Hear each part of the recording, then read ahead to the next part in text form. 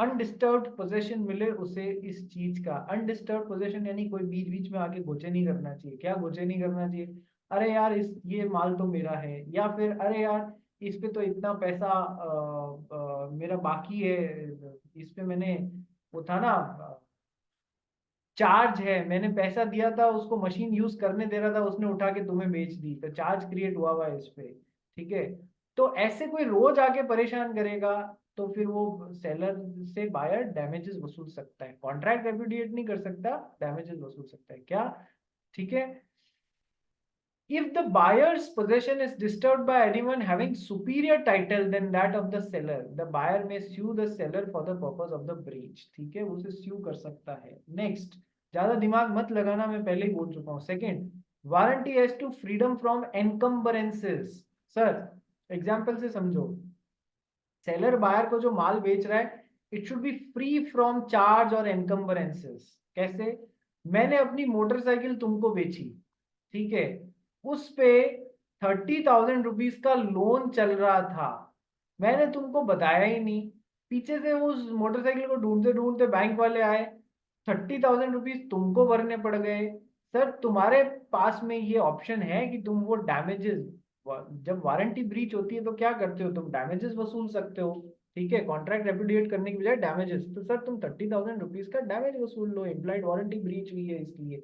भले ही तुमने कॉन्ट्रैक्ट में नहीं भी लिखा कि इस पे कोई भी लोन नहीं है, ये नहीं है, वो नहीं है, ठीक है, नहीं लिखा, तो भी ये इम्प्लाइड कंडीशन है कि it should be free from encumbrances. Third, disclosure of dangerous nature of goods, implied warranties. Sir पटाखे छोड़ते हो ना यार दीपावली पे, पटाखे के पैकेट पैकेट पे लिखा हुआ होता है ना, highly inflammable, keep out of reach of children वगैरह वगैरह, ऐसा लिखा हुआ होता है। वो क्यों लिखा हुआ होता है?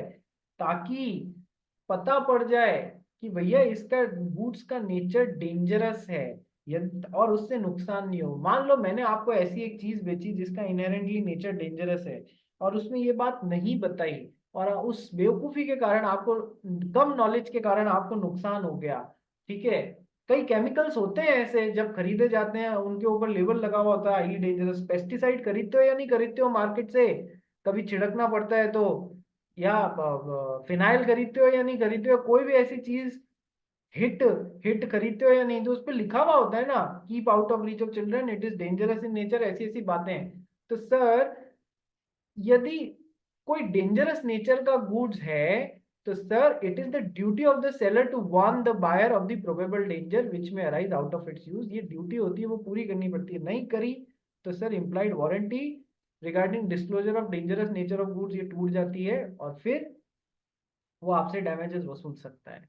Next, warranty as to quality और fitness by usages of trade. कई बार क्या होता है कि है ना, मान लो रिया वापस इंटीरियर डिजाइनर के रोल में आ गई, इंटीरियर नहीं इस बार एक्सटीरियर डिजाइनर के रोल में आ गई, घर घर के बाहर का काम भी कराती है।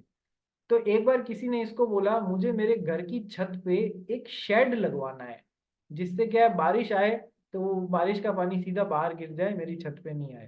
ठीक है, तो इसने, रिया ने जाके आयरन बेचने वाले से मांगा, भैया मुझे एक जगह शेड बनाना है, शेड उसके लिए लोहा चाहिए, शेड का लोहा पर्टिकुलर मोटाई का होना चाहिए, यदि उससे पतला हुआ तो वो थोड़े टाइम में गल के गिर जाएगा। तो ये भाई कस्टम और यूजेज ऑफ ट्रेड, इनसे भी कुछ इम्प्लाइड वारंटीज होती हैं कि सर इस हिसाब से होना चाहिए। यदि कस्टम, हर धंधे का अपने कस्टमरी प्रैक्टिस होती है या यूजेज ऑफ ट्रेड से बन जाती हैं, तो सर उनसे कुछ इम्प्लाइड वारंटीज बनी हुई हैं रिगार्डिंग किसी, कोई चीज कोई पर्पस के लिए उस क्वालिटी या फिटनेस की होनी चाहिए, तो सर वो अपने आप ऑटोमेटिकली उससे जाके अनेक्स हो जाती है जब आप पर्पस बता रहे हो तो। ठीक है, बात समझ में आ गई? बात समझ में आ गई? अब चलो तो फिर एक बात बताओ, एक बार मंशा गई, सीए बन गई थी, पैसा वैसा अच्छा कमा लिया, इसने कहा अब मैं अपनी इच्छाएं पूरी करूंगी। मंशा गई एक कार डीलर के पास में, मंशा ने बोला मुझे रेसिंग कार खरीदनी है, मैं दौड़ाऊंगी उसको मुंबई की सड़कों पे, रात को 3 बजे जब सब सो जाएंगे तब मैं होंगी सड़कों पे, मैं दौड़ाऊंगी उसको। ठीक है, अच्छा, इसने भी उठा के, किसने, कार वाले ने भी उठा के उसको कौन सी कार दे दी, टोयोटा क्रिस्टन, मतलब टोयोटा की कार दी, ये तुम लोग अपन लोग समझते हो, मारुति स्विफ्ट दे दी, ये लो एक रेसिंग कार है, ये भी खुश होके खरीद के ले गई। बाद में पता पड़ा ये रेसिंग कार तो है ही नहीं। तो फिर क्या हो रहा है कि सर इम्प्लाइड नहीं, कंडीशन इम्प्लाइड नहीं, सॉरी, कंडीशन ब्रीच हो रही है। This was one of the major stipulation जो पूरा होना चाहिए था। कंडीशन ब्रीच हो गई, इम्प्लाइड कंडीशन ब्रीच हो गई, तो सर ये कॉन्ट्रैक्ट रेपुडिएट हो जाएगा। इसी एग्जांपल को थोड़ा सा मोल्ड करके समझो। सर एक बार मंशा गई रेसिंग कार खरीदने के लिए, इसके पास में, कार डीलर के पास में, तो बोला रेसिंग कार। कार डीलर को भी लगा कि मैं जो दे रहा हूं वो सही में रेसिंग कार है, और मंशा को भी लगा जो मैं खरीद रही हूँ वो सही में रेसिंग कार है। दोनों ने ऐसा करके खरीद लिया। तो सर ये किस में जाएगा, ये कौन से टॉपिक में जाएगा, ये जाएगा बाइलेटरल मिस्टेक में जाएगा। दोनों पार्टीज मिस्टेक पे हैं, bilateral mistake as to the quality of the subject matter. पढ़ा था या नहीं पढ़ा था कल तैयारी के टाइम मिस्टेक वाले पॉइंट में? Bilateral mistake as to quality of the subject matter में जाएगा। तो जब bilateral mistake regarding the subject matter हो रही है, तो वो वॉइड बनेगा या नहीं बनेगा, वॉइड एग्रीमेंट होगा या नहीं होगा? शुरुआत से गलत होगा ना, वैसे ही खराब है। ठीक है, शुरुआत से खराब है, उसको उसकी चीज दे दो, अपने अपने पैसे ले लो, रिजल्ट एक ही निकल रहा है। लेकिन कैसे लाइन चेंज होने पे तुम टॉपिक पलटोगे, इस बात का ध्यान।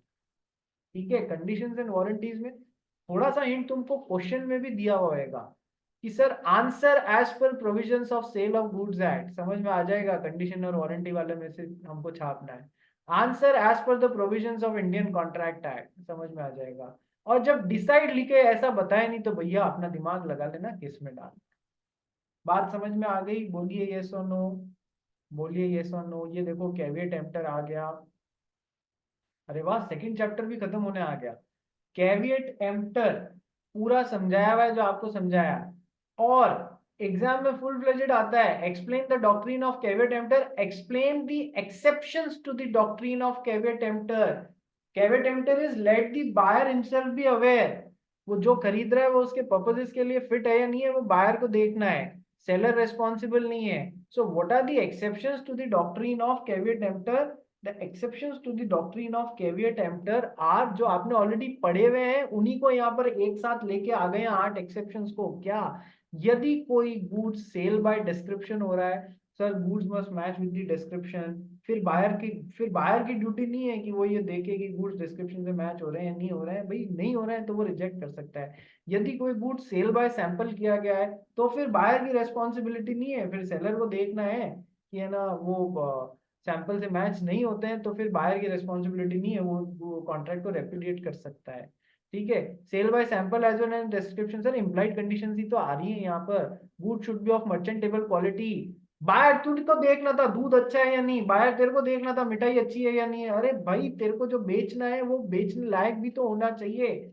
ठीक है, और क्या है, when the purpose of buying is made known to the seller, जब सेलर को वो 3 पर्पस भी बता देते हो, उसकी सलाह पे रिलाय भी करते हो और सेलर उसमें डील भी करता रहता है, तो फिर अब बायर रिस्पॉन्सिबल नहीं है, सेलर है।